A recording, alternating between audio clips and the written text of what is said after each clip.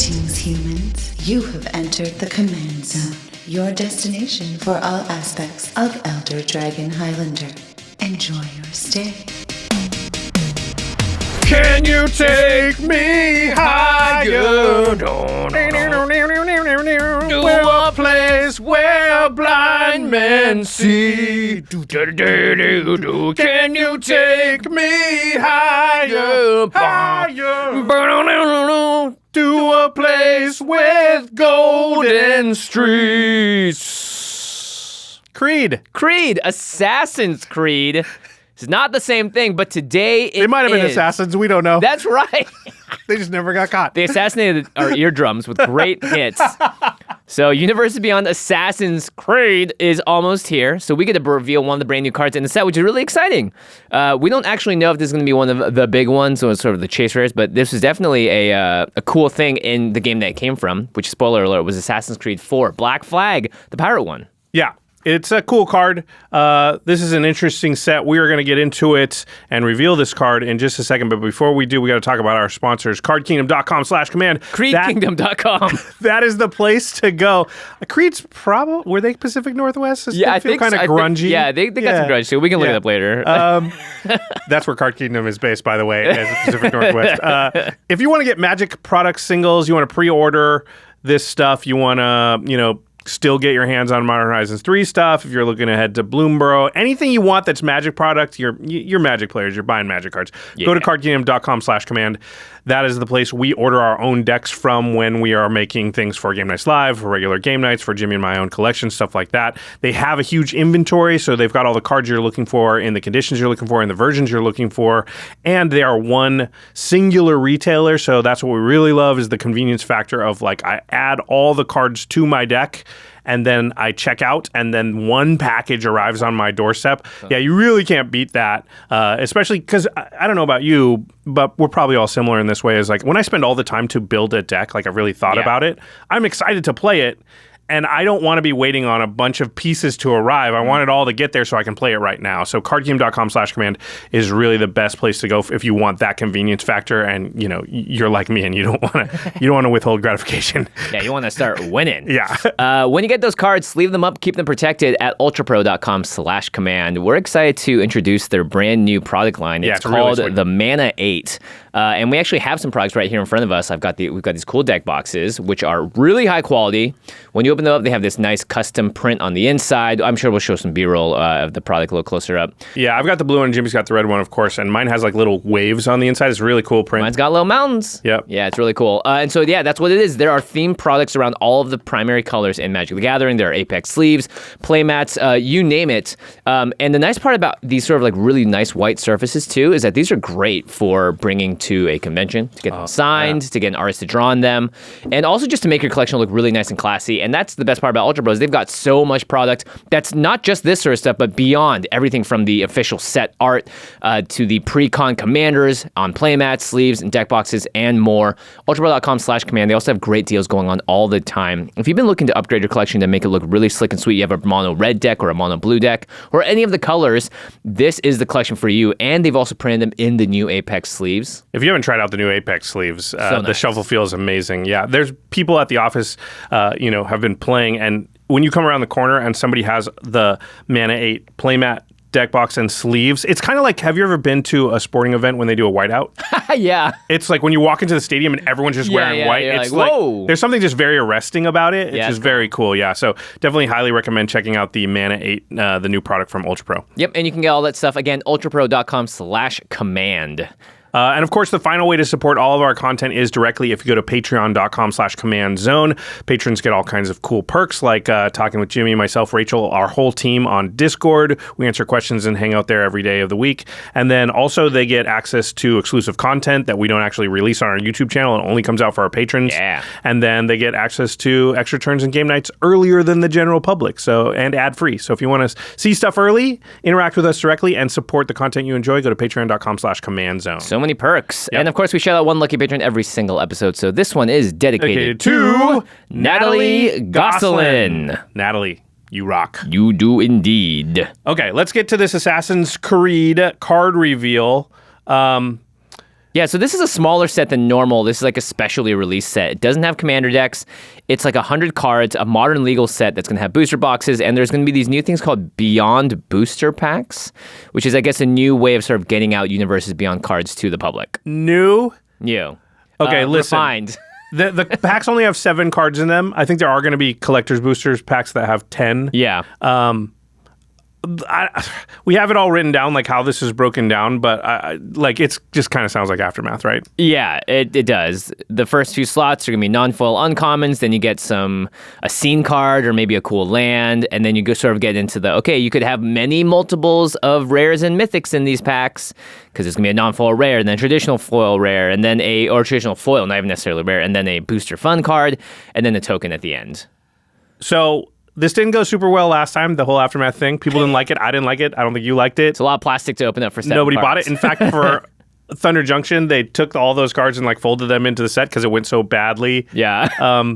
Probably more difficult to do here with Assassin's Creed, because if you didn't design an entire environment, like a main set, there's no commander precons for this set or anything. So yeah, it'll be interesting to see how this does. I would anticipate that the community is not going to be real happy about, more Aftermath style releases. But anyway, here we are. Yeah. But there are a lot of cards in here, because there's about 100 new cards that will be relevant to Commander, and ours definitely is. So, if you are not happy about this, go ahead in the comments and let Wizards know and all that. Let the LGS open the packs and let you buy the singles. That's what I would say, is you still probably want some of the singles from this. But yeah, I am with you here. I didn't love Aftermath, and they're probably found out people don't like Aftermath, but it was too late, is my guess, to change this particular set. So we'll give them the benefit of the doubt there anyway. Okay, enough about that. Let's talk about the card. That's why everybody's here. It is a brand new card. It is similar to some old cards, though, so we'll do a little bit of evaluation. Jimmy, you want to read it? Yeah, it's really intense looking art. It's the Crystal Skull Isu Spyglass. 2 blue for a legendary artifact, and it has an ability on it that says you may look at the top card of your library at any time, and you may play historic lands and cast historic spells from the top of your library. So historic means it's an artifact, a legendary, or a saga. And then, of course, at the end, it has one more ability. You can actually tap this Spyglass, the turn that comes down, in fact, for 1 blue mana. So it's a 4-mana rock that has sort of a future sight-like effect stapled to it. Yeah. Interestingly, it does include lands, so it's not just cast things. So legendary and artifact lands could be played off the top of your deck with this, which is kind of a big deal, I think, actually, and opens it up to a high percentage of your deck that could be targets that could interact with this. We've seen Bolas' Citadel and all those cards being oh man, really hope that I don't get stuck with a bunch of lands up top or whatever it is. And this allows you to at least get, as long as the land is historic, by the way. So there are a lot of legendary lands out there. We've seen artifact lands as well. You're probably playing every single one of those in a deck with a Crystal Skull in it. This can't be your commander, so I think it's less about building your deck around this card and more about looking at what decks you have or what decks you might be building that fit the criteria where this would want to be one of the cards in that deck. And obviously just a large amount of historic things in your deck is kind of the number one criteria, I bet. How many historic cards do you think you need in a deck to even consider playing Crystal Skull as one of the cards in your 99? Well, the fact that it says you can play historic lands bumps that number up, because normally it's 30-ish for the theme of the deck, but this feels 40 plus, maybe even higher than that. If let's say 10, 15 of your lands happen to be legendaries or artifact lands. Yeah. I think for this to be really good, I think you want about 50 of the cards in your deck. Yeah. So somewhere around 15 or so lands, and then another 35 cards. Yeah, so your deck is all about historic stuff. And I think there's a lot of decks that could fit this, because artifacts, that could be, even in a non-dedicated artifact deck, that could be 15, of your cards. And then if you just have legendaries as a sub-theme or something, you could get there. Yeah. And then you can just change out some of your lands, honestly, if you want to, you're okay, I just need 10 artifact or legendary lands. And that's not that hard to do. You might have to downgrade slightly for comes into play tapped a couple of times. Yeah. But a lot of those legendary lands just come into play untapped if you have a type of that land type or whatever, and they just are pretty much functionally the same. It just sort of takes away from the basic land slot, right? Yeah, so I could see decks out there that just already exist, don't know this card until just now, and just say, I put this in there because I already have 50 historic things in my deck. Yeah, you built a Jora Weatherlight Captain deck that would go very well with this. Yeah, any commander that says cares about historic is probably going to, and it is in blue, obviously, is probably going to consider this card, because you're already meeting that criteria of you already want a lot of historic things, obviously. Yeah. So that makes sense to me that you would put in those types of deck. What are some other legendaries we might consider? So Sean, Father of Synths, if you really want to mix all the universes, which it cares about having legendary creatures. Yep. So again, it's like historic sub-theme. If your deck is packed with all legendary stuff, you could find a way to sort of adapt it a little bit for Crystal Skull. We've seen that legendary matters theme like it's a lot. More and more recently too. They've kind of like yeah. helped support for that. So there's more and more of those decks, obviously. Rona, Herald of Invasion was probably my favorite here because it says whenever you cast a legendary spell, you untap Rona, and then Rona allows you to draw and discard. So again, with all of these you can look at the top card library. It makes it even better if you have a way to manipulate that either with a fetch land or with a shuffle effect or just even looting to sort of get past. Let's say you've already played your land drop for turn and you see another one up top. We're like, cool, draw a discard, see what the next one is. Maybe keep that chain going. Yeah, that's an interesting point that we didn't really talk about because we've played with Future Sight type effects a lot. But if you're out there and you have it, these cards that let you look at the top of your library and then play that card if able, whatever it is, sometimes there's criteria, sometimes there's not. Yeah. What tends to happen is you hit a stopping point with a card that you're not allowed to play with that card. So, with like Future Sight and stuff, it would probably be like your second land. You can play the first land off the top, but you can't play another land drop for a turn, and then there's a land on top and you can't get past it. Ugh. And so one of the things that decks that have these type of effects want is ways to just get past that card and get to the next card.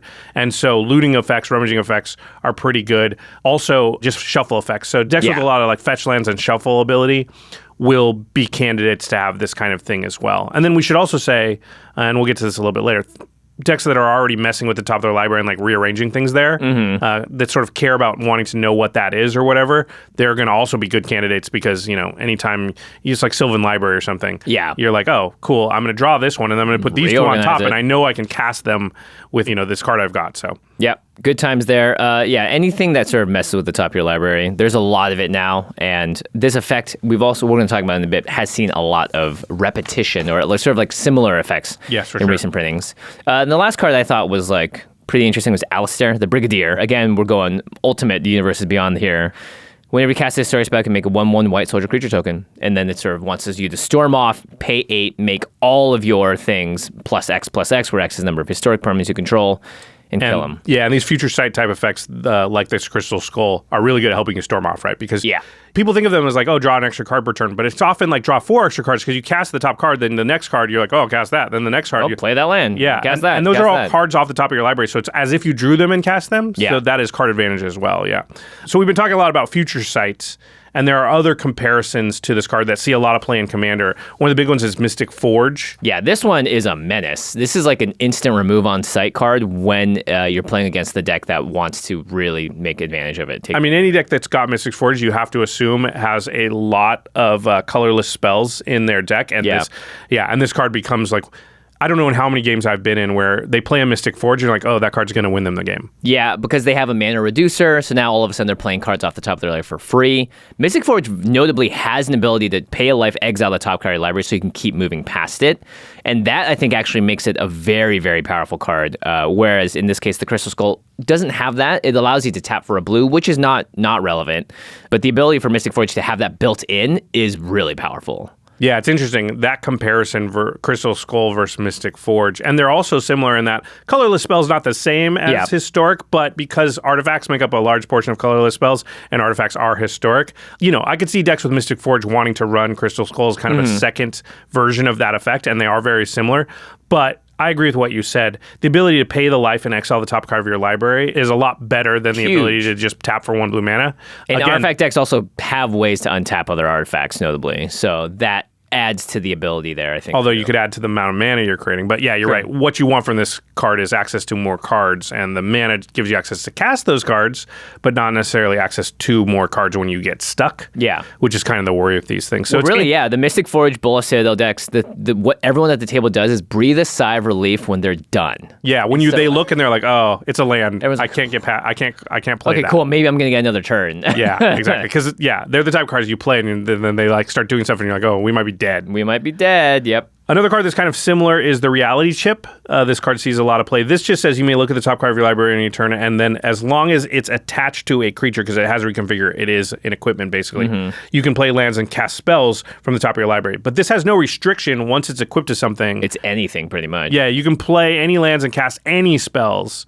And again, this is an interesting comparison because it has a sort of additional clause. You have to have something to equip it to. You have to pay this reconfigure cost to do it. So it's kind of 5 mana, but it's you put a down payment and then you pay the rest later. So it's not 5 all at once. I don't know. How do you compare Reality Chip to the Crystal Skull? Well, Reality Chip just for sure can go in more decks because it's play lands and cast spells. It doesn't care about historic, doesn't care about any of that. And you got Commander, so you have at least a creature you can attach it to. So it literally can go in any blue deck and be pretty good. Yeah, and notably, there aren't that many legendary instants and sorceries. Right. In a lot of blue decks, that's typically sort of the direction they're going. You want at least some of that, yeah. Yeah, so, and I do like the fact that you can play Reality Chip early and not actually need to use it until later. And then when you do, and let's say it's, right, like playing the Crystal Skull on curve isn't that exciting because you just have 1 blue extra mana that turn to cast whatever. Right. But having the Reality Chip reconfigured on turn 7 or 8, when and you played it out for 2 way early, and you have way more mana and you can really go off with it, feels like it's much more powerful. But it is a creature, right? So it can get removed in different ways. Yeah, it could die to a board wipe or whatever. Yeah, but if it's equipped to something, it just falls off, which is kind of nice. Yeah.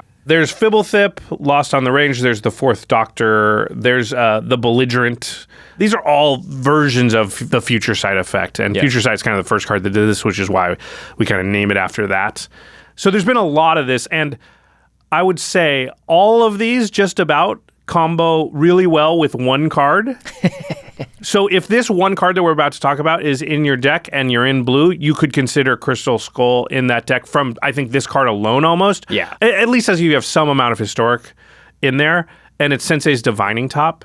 And the reason this is so good with these type of effects is because it not only allows you to rearrange the top of your library with that first ability, when you get stuck, it can actually replace itself with the top card. So good. And it is a historic spell. That costs 1. That costs 1 that you then cast off the top of your library, and now it's back in play, rearranging the top of your library. So it can sort of, as long as you've got mana, and we'll talk about that part in a second, it can sort of endlessly rearrange the top of your deck. So you can basically, if you have enough mana, play the rest of your deck once you have a Future Sight type effect and Sensei's Divining Top. Just keep drawing the top, reorganizing, drawing the top, reorganizing, doing all that. Yeah, and so you reorganize and casting some of the spells in between too, so you are actually like casting a lot of spells. And the problem there tends to become mana. Like how much mana do you have access to because that's usually what's going to stop you once you have a combo like that going. Yeah.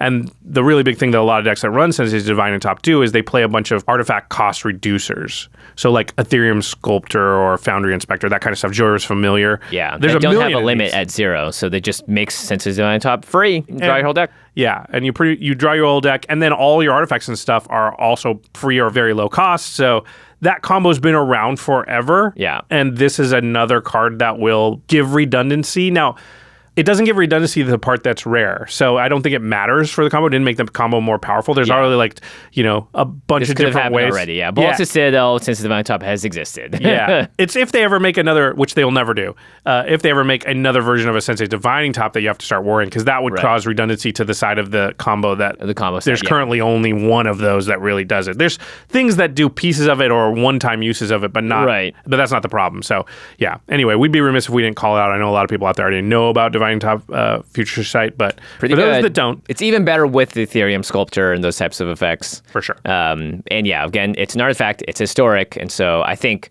it is a little tough to say, though, that if you're just playing top, whether or not you want the Crystal Skull in your deck, because you could have very little legendary creatures. But chances are, if you're in blue, you probably got a lot of artifacts. Even then, just being like, put top on top of my deck, draw that card, cast it, put top on top of my deck, draw that card, cast it. I think just that alone would say to me, Crystal Skull can go in my deck. Because it also taps for mana. The downside of it's not that great. Yeah. There will be some amount of stuff I can cast. You know, nobody's running a deck that has no artifacts for the most part and no legendary Legendaries, stuff. yeah. Yeah. If you're all spells all the time, though, not as great, but then you'll still hit your Mana Rocks and your Mystic Forges. Man, getting Mystic Forge off of the Crystal Skull is nuts. And then you're just like, all right, now we're cooking. I can do whatever I want. Yeah. Take out either of them. I don't care. There's some other interesting combos you can do. This is one that Rachel came up with, or maybe she read about it, I'm not sure. But it's if you can get a artifact on top of your deck that's a creature that you can pay 0 for. So like Walking Ballista. Stonecoil Serpent, X in the mana cost. Yep. There's quite a few that fit that mold. Yeah. Then you can combine it with something like Mortuary, which is 3 and a black for an enchantment. Whenever any creature is put into your graveyard from play, put that creature on top of your library. So now you've got an endless loop of Walking Ballistas entering and dying. You're casting it for 0, going to the graveyard, then going on top of your library. And because you can cast off the top of your library, you cast for 0 again. And just keep doing that. And now all you need is something that's going to trigger when creatures die. And we know Blood Artist, Zulaport Cutthroat, even like a Impact Tremors or something would then do it. Perforos, things, something like that. Because you'd get endless creatures entering the battlefield as well. Yeah. If you have 2 mana reduction on Walking Ballista, so 2 types of Ethereum Sculptor effects, you can also just cast it where X is equal to 1, and then you don't need the Zulaport Cutthroat or whatever. You just play it for X is equal to 1 for free. You ping someone, it dies, goes back, repeat ad nauseum. Yep. Well, yeah. Ad nauseum's a little another card, but yeah. Okay, now you're storming off, though. You can do Storm Count a billion true, as well. Actually. It's also and then storm. Brain Freeze someone. Yeah, right? There's a lot of different things you can do once you get the X-Spell Mortuary combo going. Yep. Lots of different ways to affect the top of your library these days. Now that the Fetch Link just got reprinted as well, so there's just a lot of different ways to really make use of this card. I think in general, they did sort of put this into a corner where it's like historic only, so we don't need to have another Mystic Forge running around. But it's close enough to Mystic Forge that it's still going to be pretty powerful and very good in the decks that's good in. Yeah, it is blue, and 2. Yeah. So that does restrict it in some ways. It obviously can't go in decks that don't have blue at all. It's not necessarily the easiest thing to cast, although I'll say if you're playing blue generally, you need to be able to reach blue because there's a lot of good spells that require that. So a lot of your better spells, you want to lean heavier on your blue mana base anyway. So I don't think that's a huge hurdle. It like you said, a lot of top of the library manipulation stuff. I think they're pretty careful with that, but there's still all the stuff that's been around for a while, like the brainstorms and things like that. Even like Limdol's Vault and stuff like that would be good in this. Reprinted brainstorm type effects all the time too now. Brainstone, there's a new one in Modern Horizons 3, yeah. Yeah, and it's a really good point to just like High Scry becomes really good just for Surveil gets better. Surveil gets better. Just the ability to mess around with the top of your library, see what's there. Hey, it's not historic. Or it's a second land, I already hit my land drop. Yeah, just somehow get rid of it. Put it in my graveyard, put it on the bottom of my library, something like that. Again, I want to stress, this is a card that goes in your 99, so I would be more looking at my decks that I either currently have or that I'm thinking of building that are already doing the things we're talking about. I wouldn't take a deck I have, change it a lot to do those things just to put this one card in. Yeah, exactly. It's not a commander, so you can't build around it in this way. But I think in the decks it's good and it's going to be powerful. We just know because Mystic Forge. Yeah, Mystic Forge, Reality Chip are already really good cards you see all the time. Yeah. Yeah, it's up to you if you need to think that, well, I need this to be a redundant effect, or if you're happy with just having it be a Fibblethip and that whatever else is. But it's at 4 mana. It's probably the most crowded slot in commander decks, I would say, because a lot of like very powerful but specific effects happen at that slot. And honestly, I want my card advantage to happen at less mana than 4 for the most part. It does tap for mana, so that's a hard thing to calculate. Maybe that makes it a little bit more okay. But in general, if I'm just playing this in my deck as just like a way to get extra cards, Blue's already good at doing that. Good at doing that. Yeah, so I would want some of these additional synergies in place, shuffling my deck, being able to loot it, surveil, scry. You know, don't necessarily have to have Sensei's Divining Top because I think that will push you into, maybe it's fine for your playgroup, but it pushes you into a pretty high power level space once you have top in one of these effects. Like Bulls Citadel on top in your deck, I don't think your deck can be a 7. It's already an 8. Yeah. And I think you're kind of getting there with that kind of stuff, which is, again, it's based on your playgroup. It's totally fine.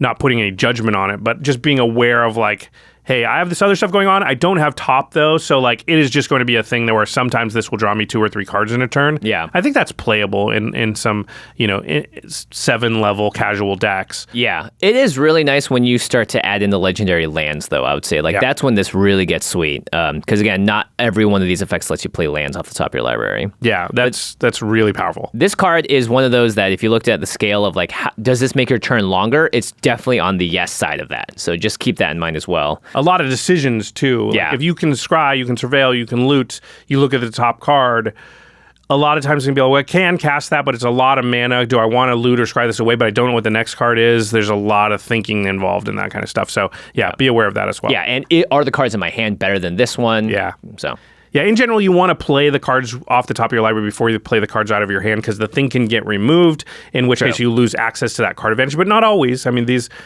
nuance is really important, and that's why, we love the strategy of the game. So play lands off with this thing. That's for sure. Don't play your land drop until you've done everything you can with one of these features out effects. Because, you don't know, you dig 2 cards deep and there's the land. Yeah, if you're in like one of those green-blue decks that can play multiple lands a turn, then this is also extra sweet as well. So, all right. That's going to do it for our preview card here. Let us know what you thought of this Crystal Skull, and if you think, first of all, if you're an Assassin's Creed fan. Yeah, Black Flag specifically. Or an Indiana Jones fan, let us know what you think about the flavor of Crystal Skull. Or, Isu I guess, Spyglass. a Terminator fan. Because it kind of looks like a Terminator. Yeah.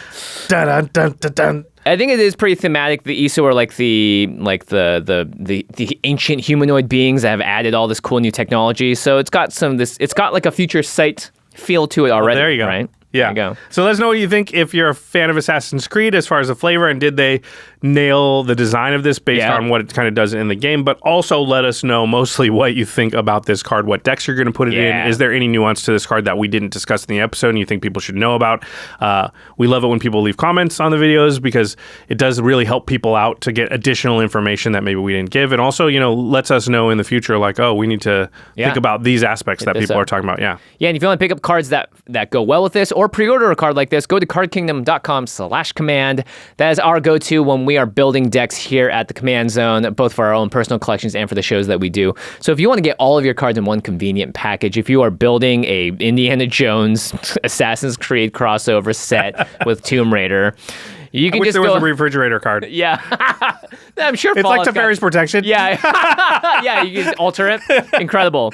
Crystal Skull and all those cards will be available at cardkingdom.com/command for pre-order, as well as other sets that are coming up in the future. We got Bloomburrow coming up right around the corner. Maybe you got to pick up some Modern Horizons 3 stuff that you have missed out on. Maybe those fetch lands are at a great price now, so you can stock up on your collection of those new MDFCs. Whatever it is, cardkingdom.com/command has your back, as well as shipping it all to you in one convenient package, so that when you get those cards, sleeve them up, put it into your new Apex sleeves, and get ready to get playing. Yeah, speaking of Apex sleeves, head on over to ultrapro.com/command and check out their new product line called Mana 8.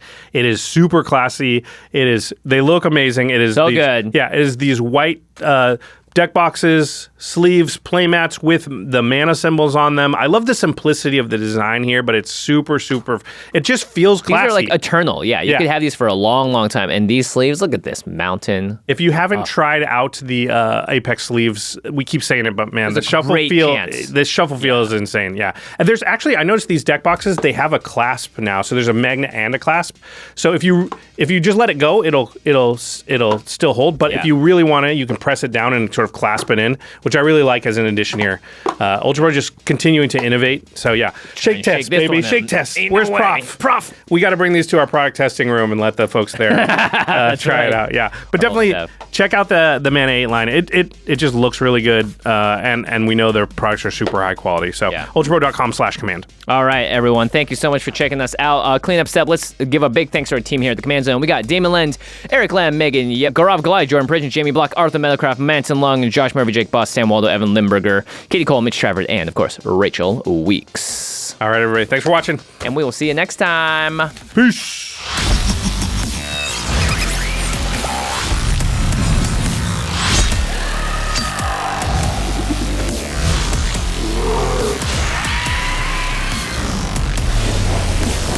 Thank you for your attention. For further inquiries, send an email to commandcast@rocketjump.com or ask us on Twitter @JFWong and @JoshLeeQuai. See you later, alligator. Greetings, humans.